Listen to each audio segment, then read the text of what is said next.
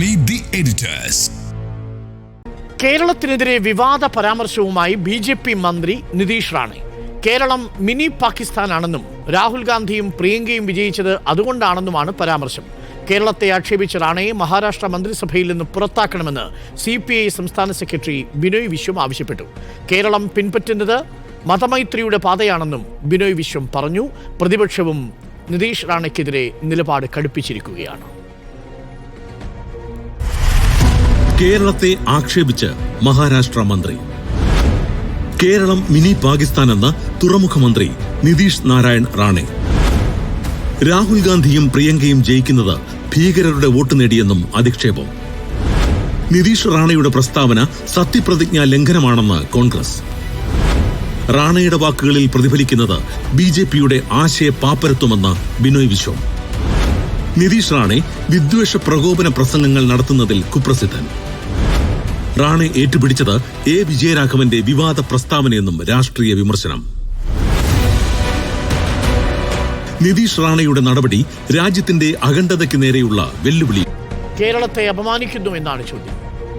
ഉണ്ണി ബാലകൃഷ്ണൻ, ഇത് ആദ്യമായിട്ടല്ല നിതീഷ് റാണ ഇത്തരം വിവാദങ്ങൾ ഉണ്ടാക്കുന്നത്. ഇതിനു മുമ്പ് മുസ്ലിങ്ങളെ മസ്ജിദിൽ കയറി അടിക്കുമെന്നും അവർക്കെതിരെ ആക്രമണം നടത്തുമെന്നും അവരെ വെട്ടി കൊലപ്പെടുത്തുമെന്നും ഒക്കെയുള്ള വിവാദ പരാമർശങ്ങൾ നേരത്തെ നടത്തിയിട്ടുണ്ട് നിതീഷ് റാണ. 2 FIR അതിൻ്റെ പേരിൽ അദ്ദേഹത്തിനെതിരെ ഉണ്ട് താനും. ഇപ്പോൾ കേരളത്തിനെ ആക്രമിക്കുന്നത് തീർച്ചയായും പ്രിയങ്ക ഗാന്ധി ലക്ഷ്യമിട്ടുകൊണ്ട് തന്നെയാണ്. പ്രിയങ്ക ഗാന്ധിക്ക് ലഭിച്ച വലിയ ഭൂരിപക്ഷം BJP അസ്വസ്ഥമാക്കുന്നു എന്നാണ് പ്രതിപക്ഷം പറയുന്നത്. കേരളത്തെ അപമാനിക്കുന്നു.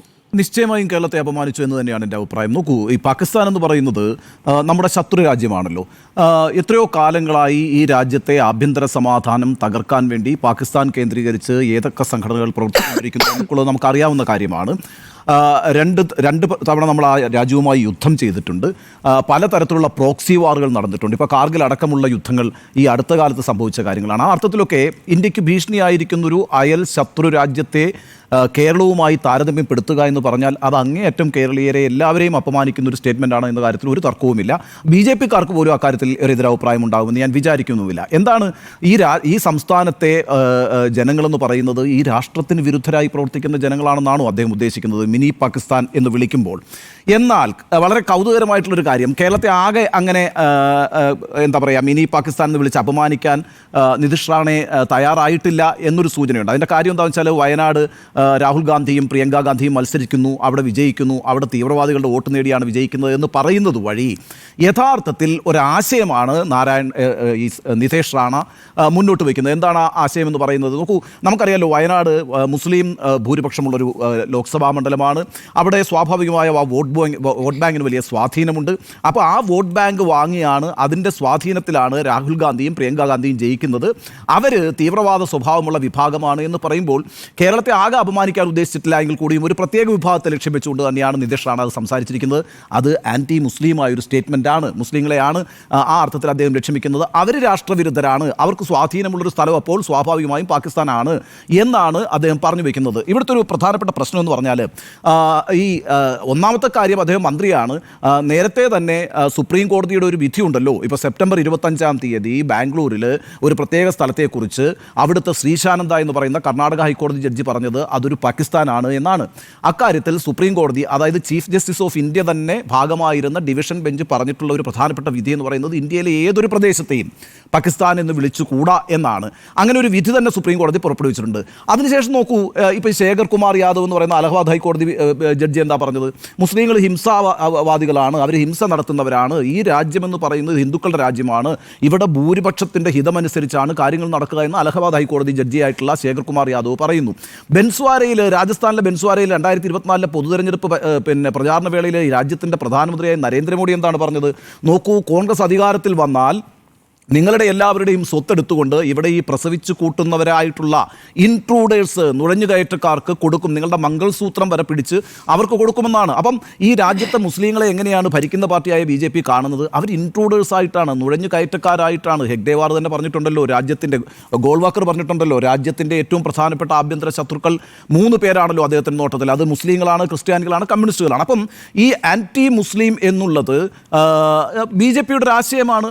അത് തന്നെയാണ് ഇപ്പോൾ ഇപ്പോൾ ഈ നിതീഷ് റാണെ പറഞ്ഞിരിക്കുന്നത്, അത് കേരളത്തെ ഒന്നടങ്കം അപമാനിക്കാൻ അദ്ദേഹം ഉദ്ദേശിച്ചിട്ടില്ല എങ്കിൽ കൂടിയും BJP-യുടെ കൃത്യമായ രാഷ്ട്രീയമാണ് അദ്ദേഹം മുന്നോട്ട് വയ്ക്കുന്നത്. ആ രാഷ്ട്രീയവും ആ ആശയവും പറഞ്ഞുകൊണ്ട് കേരളത്തെ ഒന്നടങ്കം അപമാനിച്ചിരിക്കുന്നു എന്ന കാര്യത്തിൽ യാതൊരു തർക്കവുമില്ല.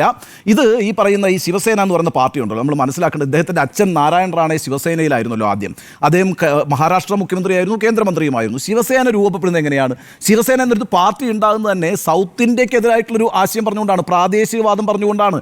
ആൻറ്റി സൗത്ത് ഇന്ത്യൻ മൂവ്മെൻ്റ് ആയിരുന്നു യഥാർത്ഥത്തിൽ ശിവസേന എന്ന് പറയുന്ന പാർട്ടി. അതിൽ പ്രധാനമായും അവർ ലക്ഷ്യം വെച്ചിരുന്നത് മലയാളികളെയും തമിഴന്മാരെയുമാണ്. നമ്മളെ വിളിക്കുന്നത് മദ്രാസികൾ എന്നാണ്. മദ്രാസികളിൽ നിന്ന് വിളിച്ചുകൊണ്ട് നമ്മൾ നുഴഞ്ഞുകയറ്റക്കാരാണെന്നും അതുകൊണ്ട് അവിടുത്തെ മറാഠ പ്രൈഡ് ഉയർത്തിപ്പിടിച്ചുകൊണ്ട് അവിടെ നിന്ന് നമ്മളെ പുറത്താക്കുന്നതിന് വേണ്ടിയിട്ടുള്ളൊരു മൂവ്മെൻ്റ് ആയിട്ടാണ് ശിവസേന രൂപപ്പെടുന്നത്. ആ ശിവസേന എന്ന് പറയുന്നത് രാജ്യത്ത് തന്നെ ഓരോ സംസ്ഥാനങ്ങൾക്കും എതിരായിരുന്നു. അവർ കറുത്ത മറാത്താവാദികളാണ് എന്ന് മാത്രവുമല്ല, 2008 ഇപ്പോൾ കേരളത്തിനും തമിഴ്നാടിനും എതിരായിട്ട് ഒരു മൂവ്മെൻ്റായി ശിവസേന ആരംഭിച്ചു. പിന്നീട് അത് വലിയ രാഷ്ട്രീയ പ്രസ്ഥാനമായി അധികാരത്തിലെത്തുന്ന ഒരു ശക്തിയായി മാറി. പിൽക്കാലത്ത് എന്താ സംഭവിച്ചത്? 2008 ശിവസേന പിളർന്നപ്പോഴത്തേക്കും ഈ പറയുന്ന രാജ് താക്കറെ, ഉദ്ധവ് താക്കറയുടെ ബാൽ താക്കറയുടെ അനന്തരവനായിട്ടുള്ള രാജ് താക്കറെ ഒരു രാഷ്ട്രീയ പ്രസ്ഥാനം ഉണ്ടാക്കിയല്ലോ, മഹാരാഷ്ട്ര നവനിർമ്മാൺ സേന.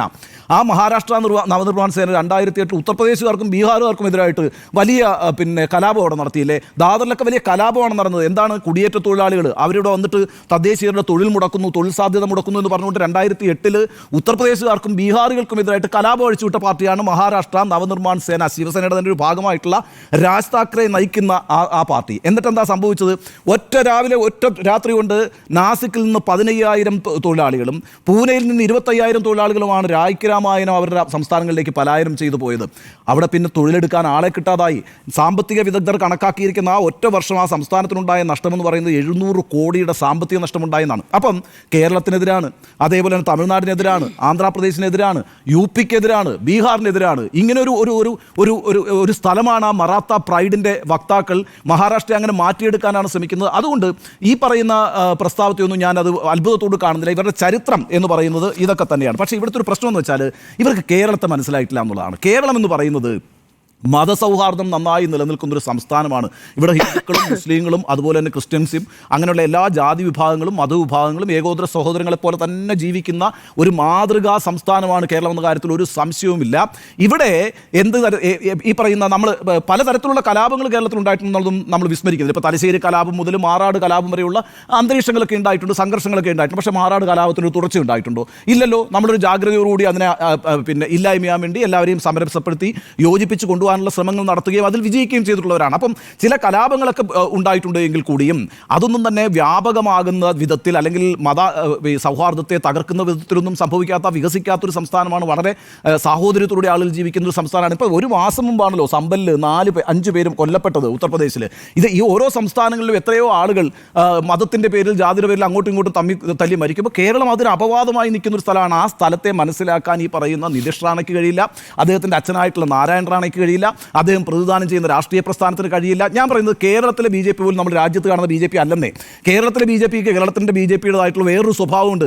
അവരുടെ ആരാധനാലയങ്ങൾ തകർക്കാൻ ഒരു പദ്ധതി ഇട്ടിട്ടില്ല, അവരിവിടെ കലാപങ്ങൾ നടത്താൻ ഒരു പദ്ധതി ഇടുന്നില്ല. കാരണം അത് കേരളത്തിൻ്റെ സവിശേഷമായ അന്തരീക്ഷമാണ്. ഇങ്ങനെയുള്ളൊരു അന്തരീക്ഷത്തിൽ അത്തരത്തിൽ കലാപാഹ്വാനങ്ങളും വർഗീയതയുടെ പേരിലുള്ള കൊലപാതകങ്ങളും ഒക്കെ നടത്തിക്കൊണ്ട് രാഷ്ട്രീയ പ്രസ്ഥാനത്തിന് വികസിക്കാൻ കഴിയില്ല, വളരാൻ കഴിയില്ല, നിലനിൽക്കാൻ കഴിയില്ല എന്ന് ഉത്തമ ബോധ്യമുണ്ട് BJPക്ക്. അപ്പോൾ കേരളത്തിലെ BJP നമ്മുടെ രാജ്യത്തെ BJPയുടെ ഒരു സ്വഭാവത്തിലും കാണണ്ട. അപ്പോൾ കേരളത്തിലെ ആളുകൾക്ക് പോലും ഈ കാര്യങ്ങളൊക്കെ നന്നായിട്ട് മനസ്സിലാവും. കേരളത്തിലെ BJP പോലും ഈ പറയുന്ന നിതീഷ് റാണയുടെ സ്റ്റേറ്റ്മെന്റിനെ പിന്തുണയ്ക്കുമെന്ന് ഞാൻ വിചാരിക്കുന്നില്ല. അത്തരത്തിൽ വളരെ മോശപ്പെട്ട ഒരു സ്റ്റേറ്റ്മെന്റാണ് അദ്ദേഹം നടത്തിയിട്ടുള്ളത്. ഏതായാലും ഈ പറയുന്ന ഉയർന്ന ജനാധിപത്യ സ്വഭാവമുള്ള സമൂഹങ്ങളെ മനസ്സിലാക്കുക, നല്ല രീതിയിൽ മതസൗഹാർദ്ദം നിലനിൽക്കുന്ന സമൂഹങ്ങളെ മനസ്സിലാക്കുക, അതിനെയൊന്നും ഉൾക്കൊള്ളാൻ കഴിയുന്നത്ര ഉയർച്ചയൊന്നും ഈ പറയുന്ന നേതാക്കൾക്കില്ല. ഇപ്പോൾ താങ്കൾ നേരത്തെ സൂചിപ്പിച്ച പോലെ 3-4 തവണ ഇദ്ദേഹത്തിനെതിരായിട്ട് കേസ് തന്നെ മഹാരാഷ്ട്ര പോലീസ് FIR ഇട്ടിട്ടുണ്ട്. പല സമയത്തും ആൻറ്റി മുസ്ലിം ആയിട്ടുള്ള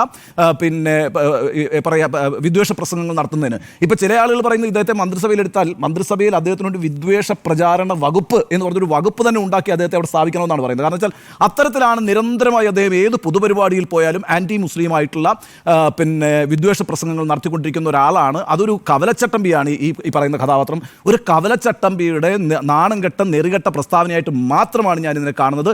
എന്ത് നടപടിയാണ് ആ സർക്കാർ കാര്യത്തിൽ എടുക്കാൻ പോകുന്നതെന്ന് എനിക്കറിയില്ല. പക്ഷേ ഇങ്ങനെയുള്ള ആളുകൾ ആളുകൾ ഇത്തരത്തിലുള്ള ഉത്തരവാദിത്തപ്പെട്ട പദവികളിൽ ഇരിക്കുന്നത് ഒരു രാജ്യത്തിനൊട്ടും തന്നെ നിരക്കുന്നതല്ല, നമ്മുടെ മതേതര സ്വഭാവത്തിനൊട്ടും തന്നെ നിരക്കുന്നതല്ല. അവിടെ അദ്ദേഹത്തെ പുറത്താക്കുകയാണ് വേണ്ടത്, നിയമ നടപടി എടുക്കുകയാണ് വേണ്ടത്. എങ്കിൽ കൂടിയും ഇനി ഒരു നടപടി എടുത്തില്ലെങ്കിൽ പോലും കാശിന് വിലയില്ലാത്ത ഒരു നെറുകെട്ട പ്രസ്താവനയായിട്ട് മാത്രമാണ് ഞാൻ ഇതിനെ കാണുന്നത്. സ്മൃതി, നിതീഷ് റാണ കേരളത്തെ അപമാനിച്ചു. അതൊരു നിതീഷ് റാണയുടെ മാത്രം പ്രതികരണമായിട്ട് കാണേണ്ടതില്ല. അദ്ദേഹം നേരത്തെയും ഇത്തരത്തിൽ വിദ്വേഷ പ്രസംഗങ്ങൾ നടത്തിയിട്ടുണ്ട്, അതിൽ എഫ്ഐആർ ഇട്ടുണ്ട് എന്നൊക്കെ പറയുകയുണ്ടായി. പക്ഷേ അദ്ദേഹം പറഞ്ഞത് പാകിസ്ഥാൻ എന്ന് വിളിക്കുക മാത്രമല്ല, ഹിന്ദുത്വ പ്രവർത്തകർക്ക് എന്ത് വേണമെങ്കിലും ചെയ്യാൻ സർക്കാർ കൂടെയുണ്ട് എന്നൊരു ആഹ്വാനം കൂടി കൊടുത്തു. അപ്പോൾ കേരളവുമായി ബന്ധപ്പെട്ട് കേരളത്തെ മിനി പാകിസ്ഥാൻ എന്ന് വിളിക്കുന്നത് ഇത് ആദ്യത്തെ സംഭവമല്ല. യഥാർത്ഥത്തിൽ കേരളത്തിലെ തന്നെ BJP നേതാവ് 5 വർഷം മുമ്പ് ഒരു വാർത്താ സമ്മേളനത്തിൽ കേരളം ഒരു പാകിസ്ഥാനായി മാറി എന്ന് പറഞ്ഞിട്ടുണ്ട്. അത് PK കൃഷ്ണദാസാണ്, അത് വാർത്താ സമ്മേളനത്തിലാണ് അദ്ദേഹം പറഞ്ഞത്. അന്നും ആ രൂപത്തിൽ അത് വലിയ വിമർശനങ്ങൾക്കിടയാക്കിയ കാര്യമാണ്. ഇതിപ്പോൾ തുടർച്ചയായി ഇപ്പോൾ രാജ്യത്തെ ഒരു ഭാഗത്തെയും പാകിസ്ഥാൻ എന്ന് വിശേഷിപ്പിക്കരുത് എന്ന് സുപ്രീം കോടതി തന്നെ പ്രത്യേകം പറയേണ്ട ഒരു സാഹചര്യം ഉണ്ടായല്ലോ. അപ്പോൾ ആ രൂപത്തിലേക്ക് കാര്യങ്ങൾ മാറിയിട്ടുണ്ട് എന്നുള്ളതാണ്. അപ്പോൾ ഇടയ്ക്കിടയ്ക്ക് ഇത്തരം പ്രതികരണങ്ങൾ ഉണ്ടാകുന്നു. അപ്പോൾ ന്യൂനപക്ഷം കൂടുതലുള്ള പ്രദേശങ്ങൾ അതൊരു പാകിസ്ഥാനായിട്ടാണ് BJPക്ക് തോന്നുന്നത്. BJPയുടെ പൊതു സമീപനമാണ്. ഇനി ഓരോ നേതാക്കൾ ഓരോ ഘട്ടത്തിൽ പറഞ്ഞത് കാര്യങ്ങൾ നോക്കുകയാണെങ്കിൽ ഇപ്പോൾ എന്തുകൊണ്ടാണ് കേരളത്തെ ഇപ്പോൾ പാകിസ്ഥാൻ എന്ന് വിളിക്കുന്നത്? ഇവിടെ രാഹുൽ ഗാന്ധിയും പ്രിയങ്ക ഗാന്ധിയും മത്സരിക്കുന്നു. വയനാട് എന്ന ജില്ലയാണല്ലോ ഇപ്പോൾ ഒരു പ്രധാനപ്പെട്ട ഒരു ഇവരുടെയൊക്കെ ഒരു ശ്രദ്ധ പതിക്കുന്ന ഒരു സ്ഥലമായി മാറിയിട്ടുള്ളത്. രാഹുൽ ഗാന്ധി വയനാട്ടിൽ മത്സരിക്കാൻ വന്ന ഘട്ടത്തിൽ അന്ന് നരേന്ദ്രമോദി നമ്മുടെ പ്രധാനമന്ത്രി പറഞ്ഞത് ഭൂരിപക്ഷം ന്യൂനപക്ഷമായ ഒരിടത്തേക്ക് രാഹുൽ മത്സരിക്കാൻ പോയി എന്നുള്ളതാണ്. പിന്നീട് അദ്ദേഹം തന്നെ ന്യൂനപക്ഷ വിരുദ്ധമായ ഒരുപാട് പ്രസ്താവനകൾ നടത്തിയിട്ടുണ്ട്. വേഷം കണ്ടാൽ അവരെ തിരിച്ചറിയാമെന്ന് പറഞ്ഞിട്ടുണ്ട്. അമിത്ഷാ പറഞ്ഞ പ്രതികരണം അവിടെ ലീഗ് പ്രചാരണത്തിന് ലീഗ് കൊടികൾ കണ്ടപ്പോൾ അതൊരു പാകിസ്ഥാനാണോ എന്ന് സംശയിച്ചു പോയി എന്ന് പറയുന്നു. മാത്രമല്ല ലീഗിൻ്റെ കൊടിയെ പാകിസ്ഥാൻ കൊടി എന്ന രൂപത്തിൽ പ്രസംഗിച്ചു. അത് ഇവിടെ നമ്മൾ അത് പരിഹസിച്ച് തള്ളിയെങ്കിലും അത് ആ തിരഞ്ഞെടുപ്പിൽ 2019 ലോക്സഭാ തെരഞ്ഞെടുപ്പിൽ BJPക്ക് UPയിലടക്കം വലിയ ഗുണം ചെയ്തിട്ടുണ്ട് ആ പ്രചാരം എന്നുള്ളതാണ് യഥാർത്ഥത്തിൽ ഉണ്ടായ വസ്തുത എന്നുള്ളതാണ്. അപ്പോൾ അങ്ങനെയുള്ള പ്രതികരണങ്ങൾ തുടർച്ചയായി വന്നിട്ടുണ്ട്. ഇനി യോഗി ആദിത്യനാഥ് എന്താണ് പറഞ്ഞത്? മുസ്ലിം ലീഗ് കോൺഗ്രസിനെ ബാധിച്ച വൈറസാണ്. ആ വൈറസ് ഈ രാജ്യമാകെ പടരും. കോൺഗ്രസ് ജയിച്ചു കഴിഞ്ഞാൽ രാജ്യം മുഴുവൻ ഈ വൈറസ് പടരും എന്നാണ് അദ്ദേഹം പറഞ്ഞത്.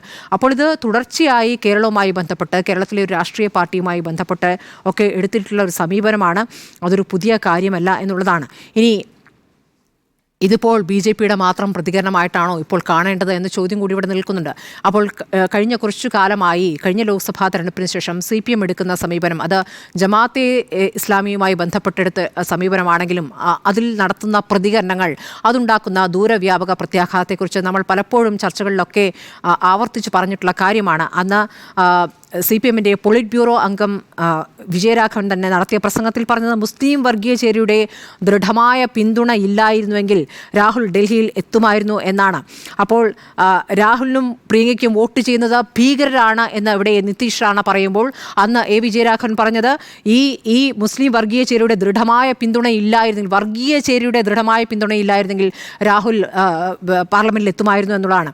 അപ്പോൾ ഈ SDPI അല്ലെങ്കിൽ ഈ ജമാഅത്തെ ഇസ്ലാമി എന്ന് പറയുന്നത് തുലോം തുച്ഛമായ ഒരു സമൂഹം. അതുതന്നെ വയനാട്ടിൽ സുന്നി വിഭാഗം, അതായത് ജമാഅത്തെ എതിർക്കുന്ന വിഭാഗമാണ് വയനാട്ടിൽ കൂടുതലുള്ളത്. അവരുടെയൊക്കെ വോട്ട് കൊണ്ടാണ് രാഹുൽ ഗാന്ധി ജയിച്ചത്. അപ്പോൾ ഇതിനെ വലുതാക്കി പറഞ്ഞുകൊണ്ട് ഈ പ്രതികരണം നടത്തിക്കൊണ്ട് ആ പ്രസംഗത്തെ ശരിവെച്ചുകൊണ്ട് പിന്നീട് CPM നടത്തിയ പ്രതികരണം, ജമാഅത്തെ ഇസ്ലാമി വലിയ അപകടമാണെന്ന രൂപത്തിൽ പറയുന്ന പ്രതികരണങ്ങൾ, ഇതൊക്കെ ദേശീയ തലത്തിലേക്ക് പോകുമ്പോൾ ഏത് രൂപത്തിലാണ് വ്യാഖ്യാനിക്കുന്നത്? ഇത് ഇവർക്കിടയിലെ അവാന്തര വിഭാഗങ്ങൾ എന്ന രൂപത്തിലല്ല അവിടെ വ്യാഖ്യാനിക്കപ്പെടുന്നത്. ഒരു മുസ്ലിം സമൂഹത്തെ ഒന്നാകെ എടുത്തുകൊണ്ടാണ് അവിടെ പ്രചരിപ്പിക്കപ്പെടുന്നത്. അപ്പോൾ അതിന് വെള്ളവും വളവും നൽകുന്ന സമീപനം ഇവിടെ കമ്മ്യൂണിസ്റ്റ് പാർട്ടിയിൽ നിന്നുണ്ടാകുന്നത് ഖേദകരമാണ്. അപ്പോൾ നിതീഷ് റാണ എന്ന് പറയുന്നത് BJPയിൽ തന്നെ ഒറ്റപ്പെട്ട സംഭവമല്ല. ഒരുപാട് പ്രതികരണങ്ങൾ കർണാടകയിൽ നിന്നുള്ള BJP നേതാക്കളുടെ പ്രതികരണങ്ങളടക്കം നമ്മൾ കണ്ടിട്ടുണ്ട്. ഇടയ്ക്കിടെ വരുന്ന യോഗി ആദിത്യനാഥിന്റെ പ്രതികരണങ്ങൾ കണ്ടിട്ടുണ്ട്. ഈ പ്രതികരണങ്ങൾക്കൊക്കെ പിന്നാലെ കോടതി തന്നെ ഇടപെടുന്ന ഒരു സാഹചര്യം ഉണ്ടായി. രാജ്യത്തെ ഒരു ഭാഗത്തെയും പാകിസ്ഥാൻ എന്ന് വിശേഷിപ്പിക്കരുത് എന്ന് കോടതി പറഞ്ഞ ശേഷമാണല്ലോ ഇപ്പോൾ നിതീഷ് റാണ ഇത് പറഞ്ഞിരിക്കുന്നത്. അപ്പോൾ ഇതിൽ കോൺഗ്രസിന്റെ പ്രതികരണം വന്നിരിക്കുന്നു. കോൺഗ്രസിന്റെ പ്രതികരണം വരുമ്പോൾ പവൻ ഖേരയുടെ പ്രതികരണമാണ് വന്നത്. പവൻ ഖേര ചോദിക്കുന്നത് അപ്പോൾ ഇനി മിനി പാകിസ്ഥാനിൽ ഇനി BJP മത്സരിക്കില്ലേ എന്നൊരു ചോദ്യമാണ് ചോദിക്കുന്നത്. അപ്പോൾ കേരളത്തിൽ ഇനി മത്സരിക്കാൻ BJP വരുന്നില്ലേ എന്നൊരു പരിഹാസമാണ് അവിടേക്ക് ചോദിക്കുന്നത്. ഇതൊക്കെ വരുമ്പോഴും ഇതിനി നോക്കൂ, ഇത്തരം പ്രതികരണങ്ങൾ തുടർച്ചയായി ആവർത്തിക്കപ്പെടുകയും ഇവിടെ ഇപ്പോൾ ഈ ജമാഅത്തെ ഇസ്ലാമിക്കെതിരായി യുദ്ധം പ്രഖ്യാപിച്ചുകൊണ്ട് തുടർച്ചയായി CPM നേതാക്കൾ പ്രതികരണം നടത്തുകയും വരുമ്പോൾ ഇത് സാമാന്യവൽക്കരിക്കപ്പെടുകയാണ് ചെയ്തത്. ഇതിങ്ങനെ തുടർച്ചയായി വന്നുകൊണ്ടിരിക്കുമ്പോൾ ഇതിലെന്താണ് ഇത്ര കുഴപ്പം? ഒരു മിനി പാകിസ്ഥാൻ പാകിസ്ഥാൻ എന്ന് വിളിച്ചാൽ എന്താണ് കുഴപ്പം? കേരളത്തെ അങ്ങനെ ആ രൂപത്തിൽ കാണുന്ന രൂപത്തിലേക്ക് ഇത് ഒരു നിസ്സാരവൽക്കരിക്കപ്പെടുന്ന രീതിയിലേക്ക് എത്തും എന്നുള്ളതാണ്. അപ്പോൾ കേരളത്തെ അപമാനിച്ചു, അപമാനത്തിന് കൂട്ടുനിൽക്കുന്ന രീതിയിൽ ആരൊക്കെയാണ് ഇവിടെ പ്രവർത്തിക്കുന്നത് എന്ന കാര്യം കൂടി ചിന്തിക്കേണ്ടതുണ്ടെന്നാണ് എൻ്റെ അഭിപ്രായം. സുജയ, പ്രിയങ്ക ഗാന്ധിക്ക് വോട്ട് ചെയ്തത് ഭീകരരാണ്, അല്ലെങ്കിൽ രാഹുൽ ഗാന്ധിക്ക് വോട്ട് ചെയ്തത് ഭീകരരാണ് എന്നുണ്ടെങ്കിൽ ഇത്രയും ഭീകരരുണ്ടെങ്കിൽ അദ്ദേഹത്തിൻ്റെ കൂടി പാർട്ടിയാണല്ലോ, അല്ലെങ്കിൽ അദ്ദേഹത്തിൻ്റെ കൂടി മുന്നണിയാണല്ലോ ഇന്ത്യ ഭരിക്കുന്നത്. ഇക്കാര്യങ്ങളൊക്കെ അദ്ദേഹത്തിന് കേന്ദ്ര സർക്കാരിനെ അറിയിക്കാം, ബന്ധപ്പെട്ട വകുപ്പുകളെ അറിയിക്കാം, ഇത്രയും ഇൻഫർമേഷൻ കയ്യിലുണ്ട് എന്നുണ്ടെങ്കിൽ. കാരണം ഒരു മന്ത്രിയാണ് ഇങ്ങനെ പറയുന്നത് എന്നുള്ളത് ഇതിൻ്റെ ഒരു ഗൗരവം കൂട്ടുന്നു എന്നാണ് ഞാൻ കരുതുന്നത്. ഇവിടെ നിതീഷ് നാരായൺ റാണെ, അദ്ദേഹം ഒരു മന്ത്രിയാണ് എന്നത് അദ്ദേഹം മറന്നുപോകാൻ പാടില്ല. ഉത്തരവാദിത്തപ്പെട്ട ഒരു പോർട്ട്ഫോളിയോ വഹിക്കുമ്പോൾ, അതും മഹാരാഷ്ട്രയുടെ പോർട്സ് ഡെവലപ്മെൻ്റ് ആണ് അദ്ദേഹത്തിൻ്റെ വകുപ്പ്. അങ്ങനെ ഉത്തരവാദിത്തപ്പെട്ട വകുപ്പിൽ ഒരു സ്ഥാനത്തിരുന്നു കൊണ്ട് പ്രസ്താവനകൾ നടത്തുമ്പോൾ അതിൻ്റെ ഒരു ഉള്ളടക്കം എന്ന് പറയുന്നത് വസ്തുനിഷ്ഠമായിരിക്കണം, ആധികാരികമായിരിക്കണം. എന്തുകൊണ്ടാണ് അദ്ദേഹം ഈ ഒരു പ്രസ്താവന നടത്തിയത് എന്ന ചോദ്യത്തിന് പിന്നീട് അദ്ദേഹം നടത്തുന്ന ഒരു വിശദീകരണം കൂടിയുണ്ട്. അത് പറഞ്ഞു തുടങ്ങാമെന്നാണ് ഞാൻ കരുതുന്നത്. അദ്ദേഹം പറയുന്നു, കേരളം ഇന്ത്യയുടെ ഭാഗമാണ്, ഭാഗ്യം അത് സമ്മതിച്ചല്ലോ, കേരളം ഇന്ത്യയുടെ ഭാഗമാണ്, ലവ് ജിഹാദും മതപരിവർത്തനവും കേരളത്തിൽ വളരെ കൂടുതലായി നടക്കുന്നു, അതുകൊണ്ടാണ് ഞാൻ ഇങ്ങനെ ഒരു കൺക്ലൂഷനിലേക്ക് എത്തിയത് എന്നുള്ളതാണ് നിതീഷ് റാണയുടെ വിശദീകരണത്തിൽ പറയുന്നത്. ഇതൊക്കെ നടക്കുന്നത് കൊണ്ട് ഞാൻ അതെല്ലാം കൂടി വെച്ചുകൊണ്ടാണ് പറഞ്ഞത്. അതെല്ലാം കൂടി വെച്ചുകൊണ്ട് പറയുമ്പോൾ ഇങ്ങനെ ഒരു വാചകത്തിലേക്ക് എത്തിയത് എന്തുകൊണ്ടാണ് എന്ന ചോദ്യത്തിന് അദ്ദേഹം അപ്പോഴും ഒരു കൃത്യമായിട്ടുള്ള വിശദീകരണം നൽകുന്നില്ല. പിന്നീട് അദ്ദേഹത്തിൻ്റെ ഭാഗത്തു നിന്ന് വരുന്ന അടുത്ത പ്രതികരണമാണ് കുറച്ചുകൂടി അദ്ദേഹത്തിൻ്റെ ഉള്ളിലിരിപ്പ് എന്താണ് എന്നുള്ളത് വ്യക്തമാക്കുന്നത്. അദ്ദേഹം പറയുന്നത്, ഹിന്ദു പോപ്പുലേഷൻ കുറഞ്ഞു വരുന്നു കേരളത്തിൽ, അത് ഈ മതപരിവർത്തനം നടക്കുന്നത് കൊണ്ടാണ്. ഹിന്ദുക്കളെല്ലാം മുസ്ലിമായും ക്രിസ്ത്യനായും ഒക്കെ മാറുകയാണ് കേരളത്തിൽ. അങ്ങനെ ഹിന്ദുക്കളുടെ ജനസംഖ്യ കുറഞ്ഞു വരുന്നു. അതിൽ അദ്ദേഹത്തിൻ്റെ ഒരു ആശങ്കയാണ് ഈ ഒരു പ്രതികരണത്തിലൂടെ പുറത്തു വന്നത്. ഇവിടെ കേരളം മിനി പാകിസ്ഥാൻ എന്ന് അദ്ദേഹം പറയുന്നതിലൂടെ കേരളം മുഴുവൻ, തിരുവനന്തപുരം മുതൽ കാസർഗോഡ് വരെ മിനി പാകിസ്ഥാനാണ് എന്ന് അദ്ദേഹം ഉദ്ദേശിച്ചിട്ടില്ല എന്നത് വ്യക്തമാണ്. കാരണം രണ്ട് പേരുകൾ കൂടി എടുത്തു പറയുന്നുണ്ടല്ലോ, രാഹുൽ ഗാന്ധിയും പ്രിയങ്ക ഗാന്ധിയും. അവരുൾപ്പെടുന്ന, അല്ലെങ്കിൽ അവർ മത്സരിച്ചത് വയനാട് ലോക്സഭാ മണ്ഡലത്തിലാണ്. വയനാട് ലോക്സഭാ മണ്ഡലത്തിൽ കൂടുതൽ സ്വാധീനമുള്ള ഈ പാകിസ്ഥാൻ എന്ന റെഫറൻസ് കൊണ്ട് നേരത്തെ എന്തുകൊണ്ട് കൊടി ഉപയോഗിച്ചില്ല, മുസ്ലിം ലീഗ് അവരുടെ പ്രചാരണത്തിന് കൊടി ഉപയോഗിക്കാൻ കഴിയാത്ത ഒരു സാഹചര്യത്തിലേക്ക് പോയതെപ്പോഴാണ്? പാകിസ്ഥാന്റെ പതാക അവിടെ ഉയർത്തിക്കൊണ്ട് രാഹുൽ ഗാന്ധിക്കായി പ്രചാരണം നടത്തുന്നു, അത് ഓർമ്മയുണ്ടാവുമല്ലോ. അപ്പോൾ അങ്ങനെയുള്ള ഒരു കാര്യം അന്നേ ഉള്ളതുകൊണ്ട് പിന്നീട് കൊടി ഉപേക്ഷിച്ച് ബലൂണുകൾ മാത്രമാക്കി പ്രചാരണം ചുരുക്കേണ്ടി വരുന്ന രാഹുൽ ഗാന്ധിയെ, ഒപ്പം പ്രിയങ്ക ഗാന്ധിയുടെ റാലിയൊക്കെ അവസാന ഘട്ടത്തിലെത്തിയപ്പോൾ മുസ്ലിം ലീഗിൻ്റെ കൊടികളൊക്കെ വരുന്നുണ്ടായിരുന്നു പ്രചാരണ റാലിയിലൊക്കെ. എന്തായാലും അങ്ങനെ കൊടികൾ പോലും ഉപേക്ഷിക്കാൻ ഒരു രാഷ്ട്രീയ പാർട്ടിയെ പ്രേരിപ്പിക്കുന്ന തരത്തിലേക്ക് പ്രചാരണം ഇതിനു മുമ്പ് തന്നെ പോയതാണ്. അതിൻ്റെ ഒരു തുടർച്ചയാണ് നിതീഷ് റാണെ നടത്തിയത് എന്നതാണ് എൻ്റെ ഒരു അണ്ടർസ്റ്റാൻഡിങ്. അപ്പോൾ നിതീഷ് റാണെ പറയുന്നത് അതെല്ലാം കൂടി ചേർത്ത് വെച്ചുകൊണ്ടാണ്. അന്നത്തെ ആ പ്രചാരണത്തിൽ കണ്ട ലീഗിൻ്റെ കൊടികളെ പാകിസ്ഥാന്റെ കൊടിയായിട്ടാണ് ഇപ്പോഴും നിതീഷ് റാണെ മനസ്സിലാക്കിയിരിക്കുന്നത് എന്നതാണ് ഒന്നാമത്തെ കാര്യം. അതിൻ്റെ ഒരു റെഫറൻസാണ് ഈ പാകിസ്ഥാനാണ്, അതുകൊണ്ടാണ് ഈ വർഗീയ വോട്ടുകളെല്ലാം കൂടി കിട്ടിക്കൊണ്ട് തിരഞ്ഞെടുക്കപ്പെട്ടത്. വർഗീയ എന്നല്ല, തീവ്രവാദികളെ കൂടെ കൂട്ടിയാണ് രാഹുൽ ഗാന്ധിയും പ്രിയങ്ക ഗാന്ധിയും തിരഞ്ഞെടുക്കപ്പെട്ടത് എന്നതാണ്. അപ്പോൾ SDPI അല്ലെങ്കിൽ നിരോധിത തീവ്രവാദ സംഘടനയായ പോപ്പുലർ ഫ്രണ്ട് ഓഫ് ഇന്ത്യയുടെ ആരുടെയെങ്കിലും അവശേഷിക്കുന്ന, നിരോധിച്ചതിന് ശേഷവും അതിൻ്റെ എലമെൻസ് ഒക്കെ എവിടെയെങ്കിലും ഒക്കെ ഉണ്ടാകും, അവരിൽ ആരുടെയെങ്കിലും വോട്ട് കിട്ടി എന്നതിനപ്പുറം അല്ലാതെ ഈ ഒരു വയനാട് ലോക്സഭാ മണ്ഡലത്തിൽ മുഴുവൻ തീവ്രവാദികളാണെന്നൊന്നും ഞാൻ കരുതുന്നില്ല. കേരളത്തിലുള്ള ആരും അങ്ങനെ കരുതുന്നുണ്ട് എന്ന് ഞാൻ വിചാരിക്കുന്നില്ല. കാരണം തീവ്രവാദികളെല്ലാം ചേർന്ന് കേരളത്തിൽ ഇത്രമാത്രം ഉണ്ടെന്നുണ്ടെങ്കിൽ ഒരു ഭരണകൂടം അതിൽ നടപടിയെടുക്കാതിരിക്കുമോ? പ്രത്യേകിച്ചും പോപ്പുലർ ഫ്രണ്ട് ഓഫ് ഇന്ത്യയുടെ വേരറുക്കുന്നതിനായി ഇറങ്ങി പുറപ്പെട്ട, പോപ്പുലർ ഫ്രണ്ട് ഓഫ് ഇന്ത്യയെ നിരോധിച്ച ഒരു സർക്കാരാണ് ഇന്ന് ഇന്ത്യ ഭരിക്കുന്നത്. അപ്പോൾ ആ സർക്കാരിൽ നിതീഷ് റാണയ്ക്ക് ഒരു വിശ്വാസമില്ലേ എന്നുള്ളതാണ് എൻ്റെ ഒന്നാമത്തെ ചോദ്യം. അങ്ങനെ വിശ്വാസമുണ്ടെങ്കിൽ അദ്ദേഹം ഇക്കാര്യം അറിയിക്കേണ്ടത് കേന്ദ്ര ആഭ്യന്തരമന്ത്രി അമിത്ഷാ അടക്കമുള്ളവരെയാണ്. കേരളത്തിൽ ഇങ്ങനെയാണ്, മിനി പാകിസ്ഥാനാണ്, തീവ്രവാദികളുടെ ഈ ഭീകരരെ, തീവ്രവാദികളെ കൂടെ കൂട്ടിയാണ് രാഹുൽ ഗാന്ധിയും പ്രിയങ്ക ഗാന്ധിയും ജയിക്കുന്നത്. അറ്റ്ലീസ്റ്റ് അദ്ദേഹത്തിൻ്റെ സർക്കാർ, ദേവേന്ദ്ര ഫട്നാവിസ് സർക്കാരിനെ അദ്ദേഹത്തിൻ്റെ കാര്യം അറിയിക്കാമല്ലോ. ഇങ്ങനെ ഒരു പബ്ലിക് സ്റ്റേറ്റ്മെൻറ്റ് നടത്തുന്നതിന് മുൻപ് തന്നെ വലിയ ഭൂരിപക്ഷത്തോടെ അധികാരത്തിലെത്തിയതാണ് മഹാരാഷ്ട്രയിൽ. ലോക്സഭാ തെരഞ്ഞെടുപ്പിലെ തിരിച്ചടിയൊക്കെ മറികടന്ന് വലിയൊരു മാൻഡേറ്റോടുകൂടി അധികാരത്തിൽ വന്ന അദ്ദേഹത്തിൻ്റെ സ്വന്തം സർക്കാരിലുള്ള ആരെങ്കിലും അദ്ദേഹത്തെ പിന്തുണയ്ക്കും ഈ വിഷയത്തിൽ എന്ന് ഞാൻ കരുതുന്നില്ല. കാരണം ദേവേന്ദ്ര ഫട്നാവിസിൻ്റെ ഒന്നും ഒരു ആറ്റിറ്റ്യൂഡ് എന്ന് പറയുന്നത് ഈ രീതിയിലാണ് എന്ന് ഞാൻ കരുതുന്നില്ല.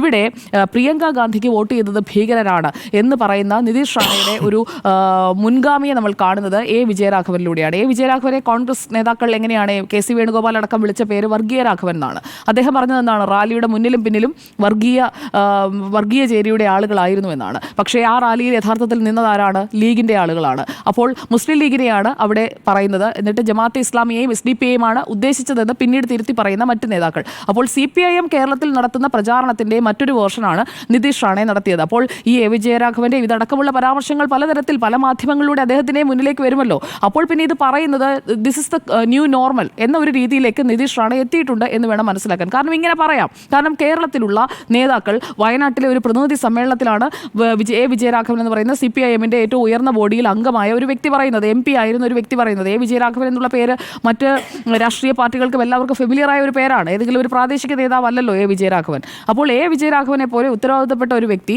വയനാട് ജില്ലയിൽ തന്നെ CPIM-ന്റെ പ്രതിനിധി സമ്മേളനത്തിൽ പറയുന്ന കാര്യം മഹാരാഷ്ട്രയിലെ ഒരു മന്ത്രി പറയുമ്പോൾ അത് വലിയ രീതിയിൽ ചർച്ചയാക്കിയാണ്. കാരണം പറഞ്ഞത് മഹാരാഷ്ട്രയിലെ മന്ത്രിയാണ്, നിതീഷ് റാണയാണ്, മിനി പാകിസ്ഥാൻ എന്ന് പറഞ്ഞു. A വിജയരാഘവൻ പറഞ്ഞത് അതൊക്കെ നേരത്തെ തന്നെ വിട്ടുകഴിഞ്ഞു. ഉണ്ണിസാറൊന്നും A വിജയരാഘവന്റെ പരാമർശത്തെ പറ്റി തൊട്ടിട്ടില്ല, അത് മറന്നുപോയെന്ന് തോന്നുന്നു. അതുകൊണ്ടാണ് ഞാനത് ഓർമ്മിപ്പിക്കുന്നത്. എന്തായാലും A വിജയരാഘവൻ പറഞ്ഞതിനേക്കാളും അതേ തട്ടിൽ തന്നെയാണ് ഇപ്പോൾ നിതീഷ് റാണയും കയറിയിരിക്കുന്നത്. ഒന്നിനൊന്ന് മെച്ചം തന്നെയാണ്. രണ്ടുപേരും പറഞ്ഞത് തെറ്റാണ്. രാഹുൽ ഗാന്ധിക്കായാലും പ്രിയങ്ക ഗാന്ധിക്കായാലും കിട്ടിയിരിക്കുന്ന ഒരു തമ്പിങ് മജോറിറ്റിയാണ്. അത് കാണാതെ പോകരുത്. കേവലം 5000-ഓ 10,000-ഓ വോട്ടിന്റെ ഭൂരിപക്ഷത്തിലാണ് അവർ വിജയിച്ചതെങ്കിൽ ഈ പറയുന്ന വാദത്തിന് വേണ്ടിയെങ്കിലും ഇതൊക്കെ പറയാമായിരുന്നു. എന്ന് വെച്ച് കേരളത്തിൽ ഭീകരവാദികൾ ഇല്ലെന്നോ അല്ലെങ്കിൽ ഭീകര പ്രവർത്തനത്തിനായി ആരെങ്കിലും ഇറങ്ങി പുറപ്പെടുന്നില്ല എന്നോ അർത്ഥമില്ല. ഒറ്റപ്പെട്ട സംഭവങ്ങൾ ഉണ്ടാകുന്നുണ്ട്. അത് ഇസ്ലാമിക് സ്റ്റേറ്റിന്റെ വേരുകളടക്കം ഇവിടെ നിന്ന് പോയ ആളുകൾ എങ്ങനെ കണക്റ്റഡായി എന്നുള്ളത് തൃക്കരിപ്പൂർ സംഭവങ്ങളടക്കം നമ്മുടെ മുന്നിലുണ്ട്. പോപ്പുലർ ഫ്രണ്ട് ഓഫ് ഇന്ത്യയുടെ എത്രമാത്രം കേരളത്തിൽ പിടിമുറുക്കിയിരുന്നു, വിവിധ നിരോധിത സംഘടനകൾ എങ്ങനെയാണ് കേരളത്തിൽ ആക്റ്റീവ് ആയിരുന്നത്, അതൊക്കെ നമ്മുടെ ഒരു ഹിസ്റ്ററി എടുത്ത് നോക്കിക്കഴിഞ്ഞിട്ടുണ്ടെങ്കിൽ അവിടെയും ഇവിടെയും ഉണ്ട്. പക്ഷേ ഒരു മിനി പാകിസ്ഥാൻ എന്ന് ടേം ചെയ്തതിന് അദ്ദേഹം വലിയ വില കൊടുക്കേണ്ടി വരും. കാരണം അദ്ദേഹത്തെ എൻഡോഴ്സ് ചെയ്യാൻ BJP-യുടെ പ്രധാനപ്പെട്ട നേതാക്കളൊന്നും രംഗത്ത് വരുമെന്ന് ഞാൻ കരുതുന്നില്ല. ഇപ്പോൾ എന്തായാലും അദ്ദേഹം ഇതിലൊരു വിശദീകരണം കൊണ്ടുവന്നത് അതിനേക്കാൾ രസമുള്ള വിശദീകരണമാണ്. ലവ് ജിഹാദ് നടക്കുന്നതുകൊണ്ടാണ് ഞാനിത് പറഞ്ഞത്. പരിവർത്തനം നടന്ന് ഹിന്ദുക്കളുടെ ഒരു സംഖ്യ കുറഞ്ഞു വരുന്നതിലെ ആശങ്കയാണ് ഇങ്ങനെ ഒരു പ്രസ്താവനയിലേക്ക് എത്തിച്ചത് എന്ന് അദ്ദേഹം പറഞ്ഞു വെക്കുന്നു. നേരത്തെ അങ്ങ് പറഞ്ഞു ശിവസേനയുടെ കാര്യം. അപ്പോൾ ശിവസേന എന്തായാലും അങ്ങയുടെ അഭിപ്രായം അനുസരിച്ച് കമ്മ്യൂണലാണല്ലോ, അങ്ങനെയല്ലേ അദ്ദേഹം അങ്ങ് ഉദ്ദേശിച്ചത്? അങ്ങനെയാണെന്ന് തോന്നുന്നു അല്ലേ? ശിവസേന രൂപപ്പെട്ടത് ആന്റി സൗത്ത് ഇന്ത്യ മൂവ്മെന്റ് ആയിട്ട്, അതെ, ഒരു കമ്മ്യൂണൽ ഒരു പാർട്ടിയായിട്ട് തന്നെയാണ്. അല്ല, പ്രാദേശികവാദത്തിലാണ് അവർ ആദ്യം തുടങ്ങുന്നത്. അത് പിന്നീട് കമ്മ്യൂണലായി. അതിനുശേഷം അത് കേരളം മാത്രമല്ല, തമിഴ്നാടിനോട് മാത്രമല്ല, പിന്നെ ഉത്തർപ്രദേശിനോടായി, ബീഹാറിനോടായി. അപ്പോൾ കമ്മ്യൂണലായ ശിവസേനയുടെ ഒരു ഭാഗം ഇപ്പോൾ അങ്ങ് പിന്തുണയ്ക്കുന്ന ഇന്ത്യ മുന്നണിയുടെ ഭാഗമാണ്. അപ്പോൾ അത് മതേതരം ആയി കാണുമല്ലോ അല്ലേ? അല്ലല്ല, കമ്മ്യൂണൽ ആയിരിക്കുന്നത് എങ്ങനെയാണ്? രണ്ടിലും കമ്മ്യൂണലാണ്. അല്ലല്ല, ഇന്ത്യ മുന്നണിയിലും NDA-യിലും കമ്മ്യൂണലാണ്. അല്ലല്ല, അങ്ങനല്ല. ഇന്ത്യയിൽ ഇരിക്കുന്ന ശിവസേന അല്ല ഇന്ത്യ മുന്നണിയിൽ ഇരിക്കുന്ന ശിവസേന. ഒരു പൊതുപരിപാടിയുടെ അടിസ്ഥാനത്തിൽ തന്നെയാണ് അവർ. എന്ന് മാത്രമല്ല, ബാബറി മസ്ജിദുമായി ബന്ധപ്പെട്ട് ഉദ്ധവ് താക്കറെ നടത്തിയ സ്റ്റേറ്റ്മെന്റിനെതിരായിട്ട് സമാജ്വാദി പാർട്ടി കലഹിക്കുകയും ചെയ്തിട്ടുണ്ട്. അത്തരത്തിൽ രാഷ്ട്രീയ അഭിപ്രായ ഭിന്നതകൾ ഉണ്ടാവുകയാണെങ്കിൽ ആ രാഷ്ട്രീയ അഭിപ്രായ ഭിന്നതകളെ നമ്മൾ അംഗീകരിക്കുന്നു. പ്രശ്നം എന്താണെന്ന് വെച്ചാൽ ഇന്ത്യ മുന്നണി എന്ന് പറയുന്നത് BJP-യുടെ രാഷ്ട്രീയ നയങ്ങൾക്കെതിരായിട്ട് രൂപപ്പെട്ട മുന്നണിയാണെങ്കിൽ ആ മുന്നണിയിൽ പങ്കുചേരാൻ ഉദ്ധവ് താക്കറെ തീരുമാനിക്കുന്നുണ്ടെങ്കിൽ അത് മതേതരമായി കഴിഞ്ഞിരിക്കുന്നു. ആ സമയം, അതായത് ഇന്ത്യ മുന്നണിയിൽ അംഗമായി കഴിഞ്ഞിട്ടുണ്ടെങ്കിൽ ഉറപ്പായിട്ടും നിതീഷ് റാണെ ഇപ്പോൾ ഇന്ത്യ മുന്നണിയുടെ ഭാഗമായി കഴിഞ്ഞാൽ നിതീഷ് റാണയും ഈ കമ്മ്യൂണൽ ടാഗ് അഴിച്ചു മാറ്റും. അദ്ദേഹത്തെയും പെട്ടെന്ന് നമ്മൾ മതേതര ചേരിയുടെ ഭാഗം. അങ്ങനെ മാറിക്കൂടെ? ഞാൻ പറയുന്നത് നിങ്ങളുടെ പൊളിറ്റിക്കൽ ശിവസേന ഇപ്പുറത്തിരിക്കുന്നത് മോശം.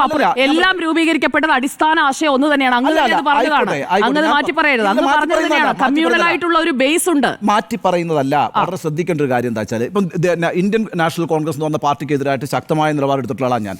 പക്ഷേ ഇന്നത്തെ ഇന്ത്യൻ രാഷ്ട്രീയ സാഹചര്യത്തിൽ നാഷണൽ കോൺഗ്രസിന് വളരെ പ്രോഗ്രസീവായ ഒരു റോൾ ചെയ്യാനുണ്ട്.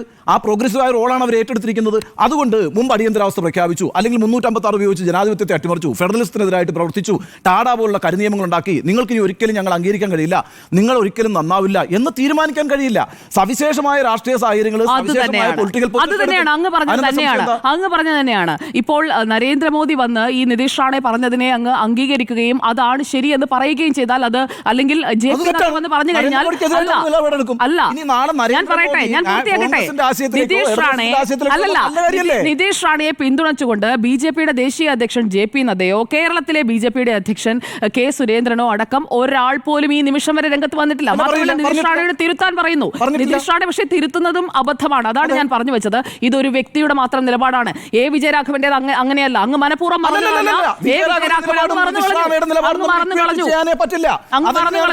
ഈ രാജ്യത്തും മതേതരത്വത്തിന് വേണ്ടി ഏറ്റവും കൂടുതൽ പണിയെടുത്തിട്ടുള്ളത് ഇടതുപക്ഷമാണ്. അവിടെ മുസ്ലിം സമുദായത്തിനകത്ത് ചില ഫ്രിഞ്ച് എലമെന്റ്സ് ഉണ്ടാകുന്നുണ്ട് എങ്കിൽ അവർ വർഗീയവാദത്തിലേക്ക് ആ സമുദായത്തെ നീക്കാൻ ശ്രമിക്കുന്നുണ്ട് എങ്കിൽ അതിനെ വിളിച്ചു പറയാൻ ബാധ്യതപ്പെട്ട പാർട്ടി തന്നെയാണ് CPM. അത് പറയേണ്ട സാഹചര്യമാണോ എന്ന കാര്യത്തിനകത്തൊക്കെ വേറെ റാലിയുടെ മുന്നിലും പിന്നിലും വർഗീയ ചേരി എന്നാണ് വിജയരാഘവൻ പറഞ്ഞത്. തെറ്റാണ്. അല്ലല്ല, വിജയരാഘവൻ ഈ രാജ്യത്തെ മുസ്ലിങ്ങൾ രാഷ്ട്രവിരോധികളാണെന്നോ അവരെല്ലാം വർഗീയവാദികളാണെന്നോ ഒരു നിലപാടുകാരനുമല്ല. CPM ഇനി ഞാൻ വേറൊരു ചോദ്യം ചോദിക്കട്ടെ. ഈ കേരളത്തിലെ മുസ്ലിങ്ങൾ ഇടതുപക്ഷത്തെ ഈ പറയുന്ന ഇടതുപക്ഷത്തെ എതിരായി കാണുന്ന ആളുകളാണോ? ഈ വിജയരാഘവന്റെ ഈ പ്രസ്താവനയ്ക്ക് ശേഷം കേരളത്തിലെ മുസ്ലിങ്ങളെല്ലാം ഇടതുപക്ഷത്തെ ഉപേക്ഷിച്ച് അങ്ങ് പോയോ? ഒരിക്കലുമില്ല. അവർക്ക് മനസ്സിലായിട്ടുണ്ട് എന്ന് മാത്രമല്ല, നമ്മളിപ്പോൾ സമസ്തയിൽ കാണുന്ന ഭിന്നിപ്പിന്റെ അടിസ്ഥാനം എന്താ? സമസ്തയിൽ കാണുന്ന ഭിന്നിപ്പിന് വലിയ ചർച്ചയല്ലേ? അവിടെ ഒരു ആശയ സമരമാണ് നടക്കുന്നത്. എന്താണ് ആശയ സമരം? നമ്മുടെ സമുദായത്തിനകത്തേക്ക് മതരാഷ്ട്രവാദികളും മതമൗലികവാദികളും കടന്നു വരാനും ആ ആശയം വേരുറപ്പിക്കാനും അനുവദിക്കരുത് എന്നുള്ളതാണ് അതിനകത്ത് നടക്കുന്ന ഏറ്റവും പ്രധാനപ്പെട്ട ചർച്ച. അതിനെ പ്രോഗ്രസീവായിട്ടാണ് ഞാൻ കാണുന്നത്. കേരളത്തിലെ മുസ്ലിങ്ങളെ ഒന്നടങ്കം വർഗീയവാദികളാണെന്ന് പ്രഖ്യാപിക്കുന്ന ഒരു പ്രസംഗമോ നിലപാടോ ഇടതുപക്ഷത്തിന്റെ നേതാക്കൾക്കോ ഇടതുപക്ഷ പാർട്ടികൾക്കോ ഇല്ലെന്നേ. അതും നാരായണ റായ്